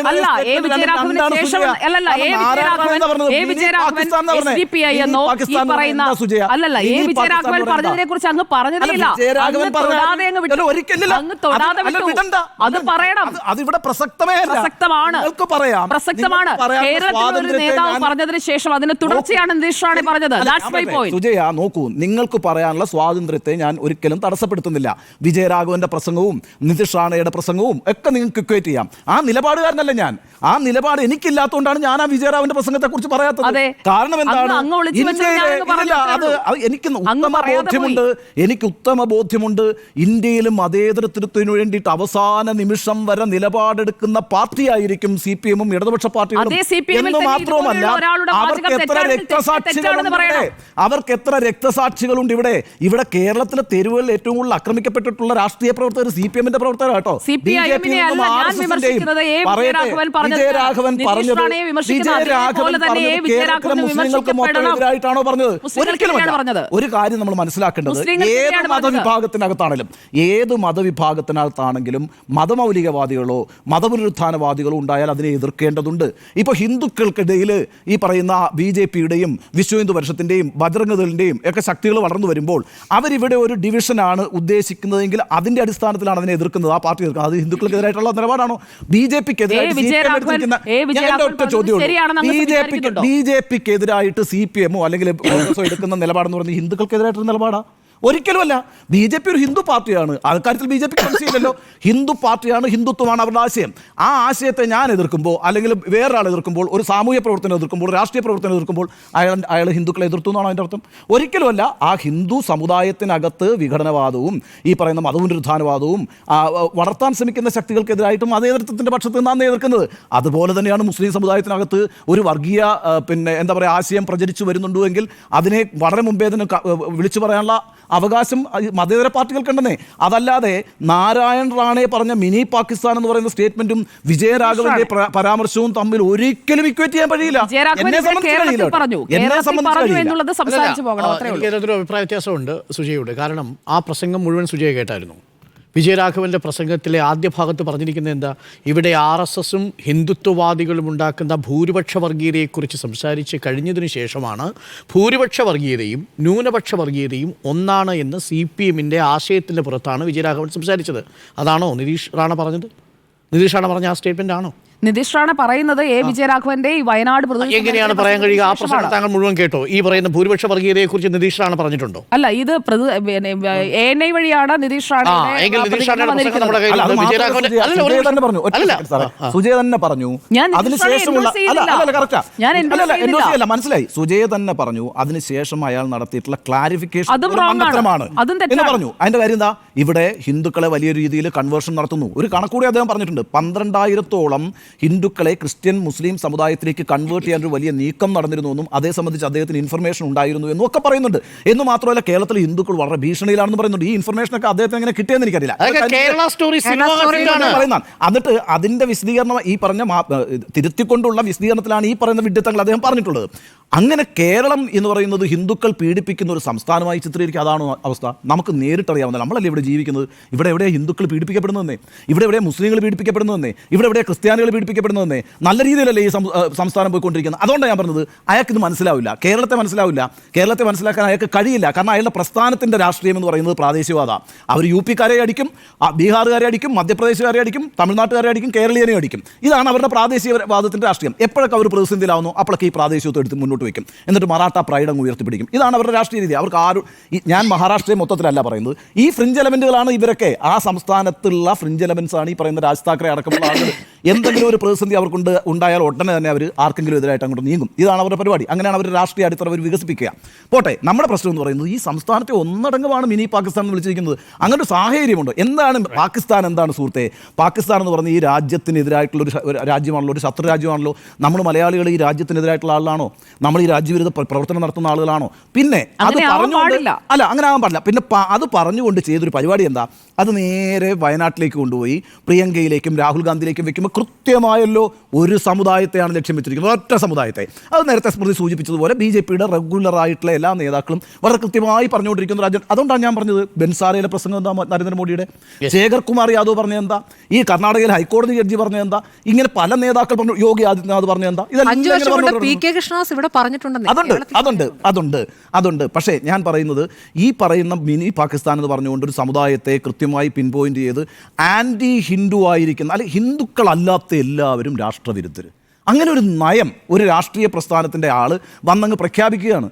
എന്നിട്ട് കേരളത്തിൽ ഭയങ്കര പീഡനമാണ് ഹിന്ദുക്കൾക്ക് നേരിടേണ്ടി വരുന്നത് എന്ന് പറയാൻ ഇതിൻ്റെയൊക്കെ ഡാറ്റ എവിടെയാണ്? നമ്മൾ ഈ രാജ്യത്ത് ഈ സംസ്ഥാനത്ത് ജീവിക്കുന്നത്. ഞാൻ അതുകൊണ്ടാണ് പറഞ്ഞത് അദ്ദേഹത്തിന്റെ മാത്രമാണ് അത്. NDAയോ അല്ലെങ്കിൽ BJPയുടെ ഏതെങ്കിലും പ്രധാനപ്പെട്ട ബോഡിയോ അത് ഇതുവരെ അത് ഒരാൾ പോലും, നോട്ട് എ സിംഗിൾ പേഴ്സൺ പറഞ്ഞിട്ടില്ല.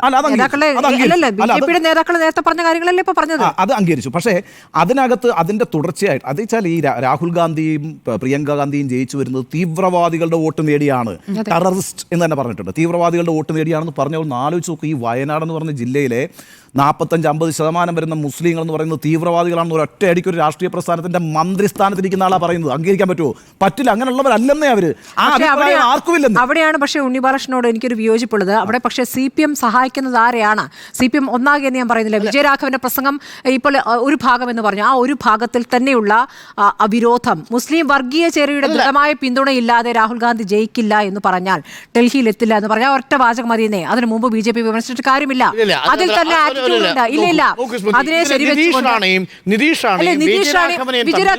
അങ്ങനെയല്ലേ ഞാൻ പറയുന്ന ഇത്രയേ ഉള്ളൂ. നിതീഷ് റാണയ്ക്ക് ഇവിടെ ജമാഅത്തെ ഇസ്ലാമിയും സുന്നി വിഭാഗമൊന്നും ഇല്ലെന്നേ, മുസ്ലിം ഒരൊറ്റ കാര്യമേ ഉള്ളൂ. ഞാൻ പറഞ്ഞ അതിലേക്ക് സഹായകമാകുന്ന കാര്യങ്ങൾ ഇവിടെ നിന്ന് ഇട്ടുകൊടുക്കുന്നു എന്നാണ് ഞാൻ പറഞ്ഞത്. ഇത് അപകടം ചെയ്യും എന്നുള്ള കാര്യത്തിൽ ഉറപ്പാണ്. അല്ല, അതെങ്ങനെ നിലപാടാവുന്നത്? ആ വോട്ടോണാണ് ജയിച്ചത്. ആ വോട്ടോണാണ് വോട്ടോണാണ് രാഹുൽ വിജയരാഘവൻ പറഞ്ഞതുകൊണ്ടാണോ നിതീഷാണ് ഇത് പറഞ്ഞത്? അല്ല, ഞാൻ പറയുന്നത് അല്ലല്ലേ, ഉറപ്പായിട്ടും ഇതൊക്കെ അവിടെ സഹായിക്കും. കേരളവുമായി ബന്ധപ്പെട്ട് പറയുന്ന കാര്യങ്ങൾ എല്ലാം കൂടി വിജയരാഘവൻ പറയണമെന്ന് പറയല്ലേ. വിജയരാഘവൻ പറയുന്നത് ആ വിഭാഗം എങ്ങനെ ദുരുപയോഗം ചെയ്യും, അത് അവിടേക്ക് എത്തില്ല എന്ന് വിചാരിക്കുന്നുണ്ടോ? ഇത് വർഗീയ വോട്ട് കൊണ്ടാണ് രാഹുൽ ഗാന്ധി ജയിച്ചത് എന്നൊരൊറ്റ വാചകം മതി. അതിനു മുമ്പ് BJPയെ വിമർശിച്ചോ, BJPക്കെതിരെ ശക്തമായി പറഞ്ഞോ എന്നുള്ളത് ഒരു കാര്യവുമില്ല. ഈ ഒരൊറ്റ വാചകം മതി. ഈ വോട്ട് കൊണ്ടാണ് രാഹുൽ ഗാന്ധി ഡൽഹിയിൽ എത്തിയത് എന്ന് പറഞ്ഞാൽ അതിനപ്പുറം വിശദീകരണം അതിന് വേണ്ട. BJP ഭയക്കേണ്ടതുണ്ടോ? അങ്ങനെയാണെങ്കിൽ CPM ഒരിക്കലും ന്യൂനപക്ഷ വർഗീയത പറയാൻ പാടില്ലല്ലോ. കേന്ദ്രത്തിൽ BJP എടുത്ത് ഉപയോഗിക്കുന്ന രാഷ്ട്രീയ നിലപാടെടുത്താൽ എങ്ങനെ ശരിയാവും? കേരളത്തിൽ ന്യൂനപക്ഷ വർഗീയതയുടെ ഭീഷണി നിലവിലുണ്ടോ? നിലവിലുള്ള CPM എന്ന പാർട്ടിയുടെ നിലപാട് എന്താ? ഭൂരിപക്ഷ വർഗീയതയും ന്യൂനപക്ഷ വർഗീയതയും ഒരേപോലെ എതിർക്കപ്പെടേണ്ടതാണ്. അതിനോട് എനിക്കൊരു വിയോജിപ്പുണ്ട്. അത് എന്റെ വിയോജിപ്പാണ്. പക്ഷെ പാർട്ടിയുടെ നിലപാട് അതാണ്. പാർട്ടിയുടെ നിലപാട് ഇല്ലല്ല. പാർട്ടിയുടെ നിലപാട് ലോക്സഭാ തെരഞ്ഞെടുപ്പിന് മുൻപ് ഒന്ന്, ലോക്സഭാ തെരഞ്ഞെടുപ്പിന്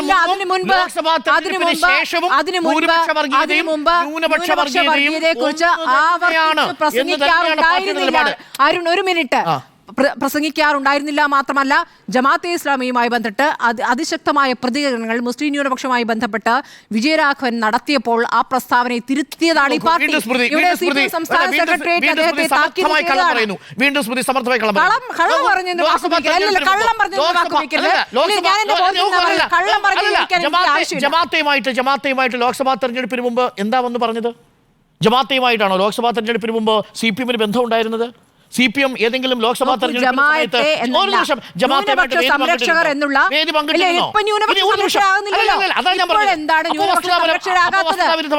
എന്താണ് ന്യൂനപക്ഷ സംരക്ഷകരാകാത്തത്? ആ വാചകം ഇപ്പോൾ എന്താണ് വരാത്തത്? അവിടെ നിന്ന് വിചാരിച്ച വോട്ട് കിട്ടിയില്ല. ന്യൂനപക്ഷത്തിലെ തീവ്രവർഗീയതയെ കുറിച്ച് പറയുമ്പോൾ ന്യൂനപക്ഷത്തെ അടച്ചാക്ഷേപിച്ചു എന്ന് സ്മൃതി എങ്ങനെയാ ധരിക്കുക? എങ്ങനെ സ്മൃതിക്ക് പറയാൻ കഴിയുക? ഒരു മുസ്ലിം ന്യൂനപക്ഷത്തിലെ ഒരു വിഭാഗം തീവ്രവർഗീയ നിലപാടെടുക്കുന്നു എന്ന് പറഞ്ഞാൽ ആ സമുദായത്തെ മുഴുവൻ കുറ്റപ്പെടുത്തലാണോ? അതെങ്ങനെ ശരിയാവുക? ന്യൂനപക്ഷ വർഗീയതയെ കുറിച്ച് പറയുമ്പോൾ ന്യൂനപക്ഷ പ്രേമം പോയോ എന്ന് ഒറ്റ ചോദ്യമുള്ളൂ.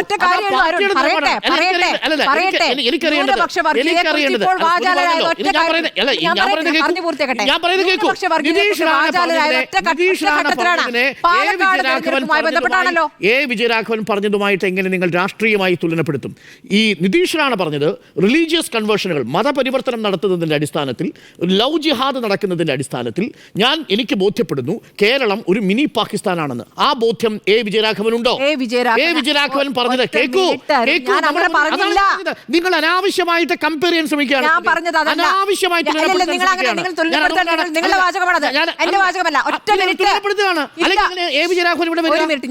സുജയ പറഞ്ഞ വാചകമൊന്നല്ല ഞാൻ പറയുന്നത്. ഒരേ തട്ടിലിട്ട് രണ്ടിന്റെയും അളവ് നോക്കി റാണ എങ്ങോട്ട് താഴേക്ക് പോവുകയും വിജയരാഘവൻ മുകളിലേക്ക് പോവുകയും എന്ന രൂപത്തിലല്ല ഞാനതിനെ കാണുന്നത്. ഞാൻ പറയുന്ന ഒറ്റ കാര്യമേ ഉള്ളൂ, വിജയരാഘവൻ നടത്തിയ പ്രസ്താവന ആരെ സഹായിക്കും? അത് പാർട്ടിയുടെ നിലപാട്. അബ്ദുൾ റഹ്മാൻ സിപിഎമ്മിലേക്ക് വന്ന മുസ്ലിം ലീഗിൽ വന്ന അബ്ദുൾ റഹ്മാൻ കൊടുത്ത ബൈറ്റിലും വിജയരാഘവൻ പറഞ്ഞത് ശരിയാണെന്നാണല്ലോ പറയുന്നത്. പറയുന്നേക്കും മുസ്ലിം വർഗീയ ചേരിയുടെ ദൃഢമായ പിന്തുണ കൊണ്ടാണോ രാഹുൽ ഗാന്ധി അത് വസ്തുതപരമായി പരിശോധിക്കൂ. പക്ഷേ പാർട്ടിയുടെ നിലപാടാണ്.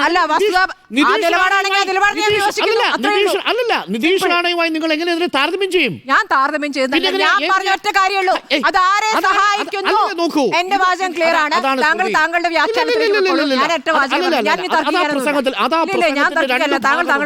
ആ പ്രസംഗത്തിന് രണ്ടു ഭാഗമുണ്ടെന്നും ആ രണ്ടാമത്തെ ഭാഗത്തിൽ, ആദ്യ ഭാഗത്തിൽ ഭൂരിപക്ഷ വർഗീയതയും രണ്ടാമത്തെ ഭാഗത്തിൽ ന്യൂനപക്ഷ വർഗീയതയും കുറിച്ച് വിജയരാഘവൻ പറഞ്ഞതിനെ നിതീഷ് റാണ പറഞ്ഞതുമായി ബന്ധപ്പെടുത്തി പറയുന്നത് തന്നെ അസംബന്ധമാണെന്നുള്ളതാണ് എന്റെ നിലപാട്. അത് ആ സാഹചര്യത്തിൽ ചേരുന്നത് പോലുമല്ല. നിതീഷ് റാണ പറഞ്ഞത് മറ്റൊരു കോണ്ടെക്സ്റ്റിലാണ്, വിജയരാഘവൻ പറഞ്ഞത് മറ്റൊരു കോണ്ടെക്സ്റ്റിലാണ്. വിജയരാഘവൻ പറഞ്ഞതിനെ നമുക്ക് വിമർശിക്കാം. ഞാൻ വിമർശിച്ചിട്ടുണ്ടല്ലോ. കാര്യം എന്റെ നിലപാട് അങ്ങനെയല്ല. ഭൂരിപക്ഷ വർഗീയത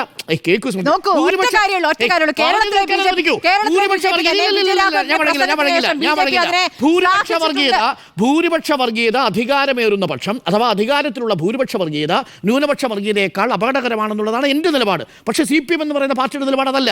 ആ പാർട്ടിയുടെ നിലപാട് ഭൂരിപക്ഷ വർഗീയതയും ന്യൂനപക്ഷ വർഗീയതയും ഒന്ന് എന്നുള്ളത് തന്നെയാണ്. അതൊരിക്കലും നിതീഷ് റാണയുടെ സ്റ്റേറ്റ്മെന്റുമായി ചേർന്ന് പോകുന്നതല്ല. അങ്ങനെ നിതീഷ് റാണ പറഞ്ഞതും വിജയരാഘവൻ പറഞ്ഞതും സമാനമാണെന്ന് വരുത്തി തീർക്കാൻ ഏതെങ്കിലും കോണിൽ നിന്ന് ശ്രമം നടക്കുന്നുണ്ടെങ്കിൽ അത് ദുരുപദിഷ്ടമായ നിലപാടാണ്. അത് ആ ഉദ്ദേശ ലക്ഷ്യം ഒട്ടും ശുഭകരവുമല്ല എന്നതാണ് എന്റെ നിലപാട്. അതാണ് എനിക്ക് ആ വിഷയത്തിലുള്ള ഒരു വാചകം കൂടെ. ഭൂരിപക്ഷ വർഗീയതയും ന്യൂനപക്ഷ വർഗീയതയും നാണയത്തിന്റെ രണ്ട് വശങ്ങളാണ് എന്ന് പറയുന്ന CPM ചില പ്രത്യേക ഘട്ടങ്ങളിൽ ന്യൂനപക്ഷ വർഗീയതയെക്കുറിച്ച് നിശബ്ദ പാലിക്കും, ചില പ്രത്യേക ഘട്ടങ്ങളിൽ അത് മാത്രം പറഞ്ഞുകൊണ്ടിരിക്കും. അതാണ് ഇപ്പോൾ നടന്നുകൊണ്ടിരിക്കുന്നത്. അതാണ് ഇപ്പോൾ ന്യൂനപക്ഷ വർഗീയതയെക്കുറിച്ച് ആവർത്തിച്ച് പറഞ്ഞുകൊണ്ടിരിക്കുന്നത്. ന്യൂനപക്ഷ വർഗീയതയെക്കുറിച്ച് കഴിഞ്ഞ ലോക്സഭാ തെരഞ്ഞെടുപ്പിൽ പറഞ്ഞിട്ടില്ല. ന്യൂനപക്ഷ വർഗീയതയെക്കുറിച്ച് കഴിഞ്ഞ ലോക്സഭാ തെരഞ്ഞെടുപ്പിന് ശേഷമാണ് പറയാൻ തുടങ്ങിയത്. തെരഞ്ഞെടുപ്പ് സമയത്ത്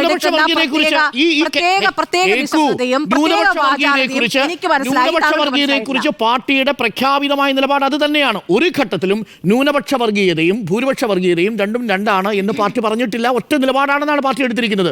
അതാ തിരഞ്ഞെടുപ്പിന് മുമ്പും പിമ്പും പാർട്ടിയുടെ നിലപാട് അതാണ്. അത് ശരിയല്ല എന്നുള്ളതാണ് എൻ്റെ പക്ഷം. പക്ഷേ സ്മൃതി പറയുന്ന അനുസരിച്ച് നോക്കിക്കഴിഞ്ഞാൽ CAA കുറിച്ച് പറയുമ്പോൾ, പൗരത്വ വിഷയത്തെക്കുറിച്ച് പറയുമ്പോൾ ന്യൂനപക്ഷ വർഗീയരെ താഴെ വെച്ചു. അങ്ങനല്ല. ന്യൂനപക്ഷ വർഗീയരെ എതിർത്തുകൊണ്ട് ന്യൂനപക്ഷവുമായി ബന്ധപ്പെട്ട അവരുടെ ജനാധിപത്യ അവകാശങ്ങളെക്കുറിച്ച് പറയാനുള്ള ബോധ്യമുണ്ടാവണം. SDPയുടെ വോട്ട് മറഞ്ഞിരുന്ന് വാങ്ങി അല്ലെങ്കിൽ SDPയുടെ വോട്ട് പ്രഖ്യാപിക്കുമ്പോൾ അവിടെ മൗനം പാലിക്കുന്നത് പോലെയല്ല ആ പാർട്ടി SDPയുടെ വോട്ട് വേണ്ട എന്ന് പറയുന്നത്. അത് പലയിടങ്ങളിലും SDPയുടെ വോട്ട് തരാൻ പോകുന്നു എന്ന് പറയുമ്പോൾ ഇങ്ങനെ പോന്നോട്ടെ എന്ന് പറഞ്ഞ് നമ്മൾ ചോദിക്കുന്ന ചോദ്യത്തിന് മുന്നിൽ മൗനം പാലിക്കുന്നവരെ നമ്മൾ കണ്ടിട്ടുണ്ട്. അവർ CPM-ൽ നിന്നുള്ളവരല്ല. ജമാഅത്തെ ഇസ്ലാമിയുടെ വോട്ടിനെതിരെ കുറിച്ച് നമ്മൾ കുറേ ചർച്ച ചെയ്തു. ഞാൻ ഈ ഇതിനെപ്പറ്റി പറയുന്നില്ല. അല്ലേ, 96-ലും 2006-ലും ഒക്കെ ആ പിന്തുണ സ്വീകരിച്ചതിനെ കുറിച്ച് പിന്നെ ഇനി പറയേണ്ടത് പറയുന്നില്ല. അത് ശരി, ഇപ്പൊ ജമാഅത്ത് ഇരിക്കുമ്പോൾ മാത്രമല്ല തീവ്രം. അന്നും തീവ്രം, ഇന്നും തീവ്രം. അല്ല, അന്നും തീവ്രമാണ്. അന്നെന്തിനാ മേടിച്ചോ? അന്നെന്തിനാ വോട്ട് മേടിച്ചത്? അന്നെന്തിനാണ് വോട്ട് മേടിച്ചത്? അന്നെന്തിനാണ് വോട്ട് മേടിച്ചത്? നിരോധിക്കൂ, നിരോധിക്കൂ, നിരോധിക്കൂ.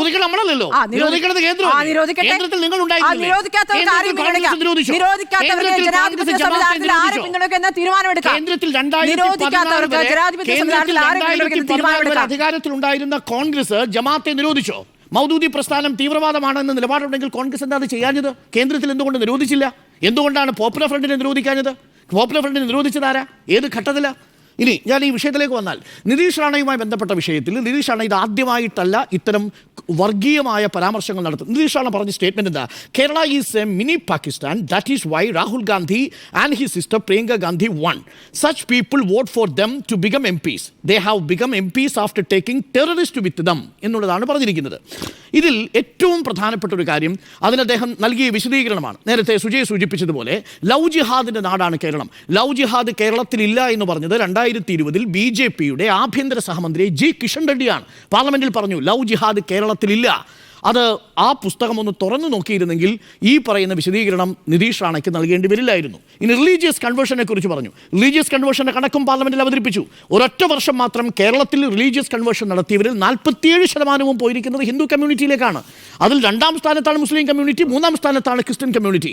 കേരള സ്റ്റോറി പറഞ്ഞപ്പോൾ നമ്മൾ ഈ കണക്കുകളൊക്കെ പറഞ്ഞതാണ്. കേരളത്തിൽ മൊത്തം നടന്ന റിലീജിയസ് കൺവേർഷൻ 506. അതിൽ 241 റിലീജിയസ് കൺവേർഷനും ഇസ്ലാം മതത്തിൽ നിന്നോ ഹിന്ദു മതത്തിൽ നിന്നോ ക്രിസ്തു മതത്തിൽ നിന്നോ ഹിന്ദു മതത്തിലേക്കാണ് കൺവേർട്ട് ചെയ്യപ്പെട്ടിരിക്കുന്നത്. രണ്ടാമത് 144 കേസുകൾ മാത്രമാണ് ഹിന്ദു മതത്തിൽ നിന്നോ ക്രിസ്ത്യൻ മതത്തിൽ നിന്നോ മുസ്ലിം മതത്തിലേക്ക് കൺവേർട്ട് ചെയ്യപ്പെട്ടിരിക്കുന്നത്.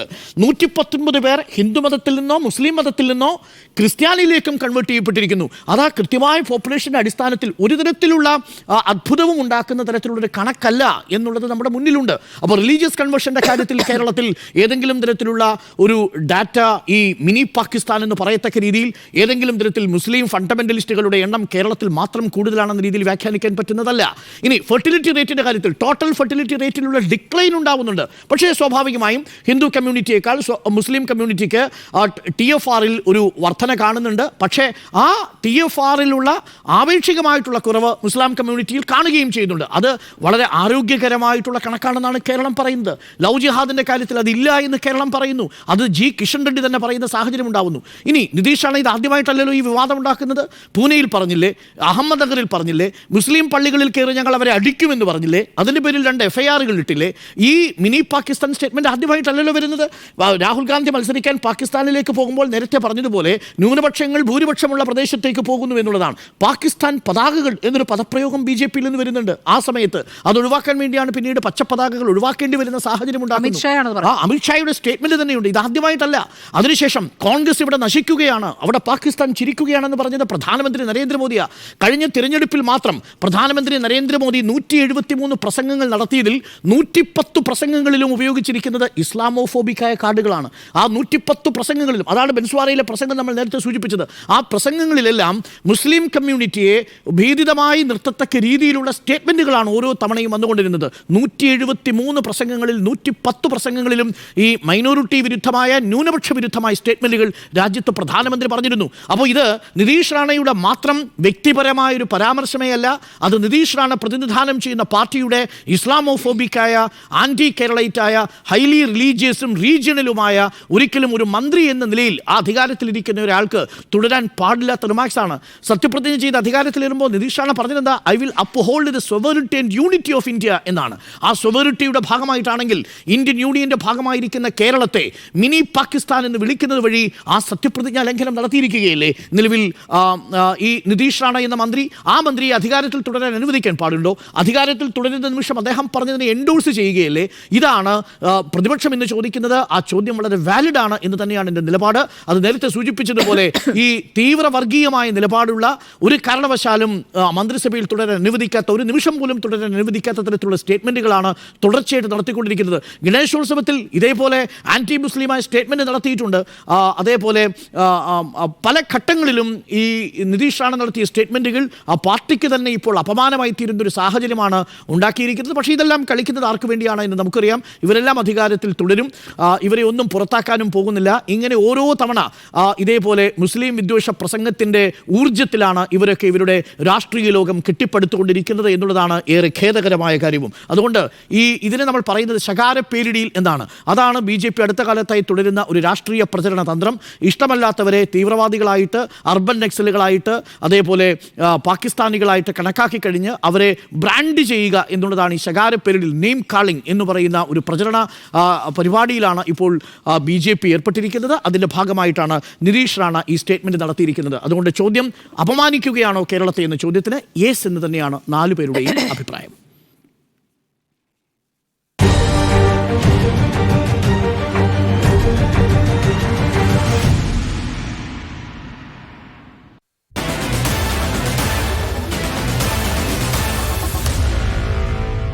Meet the editors.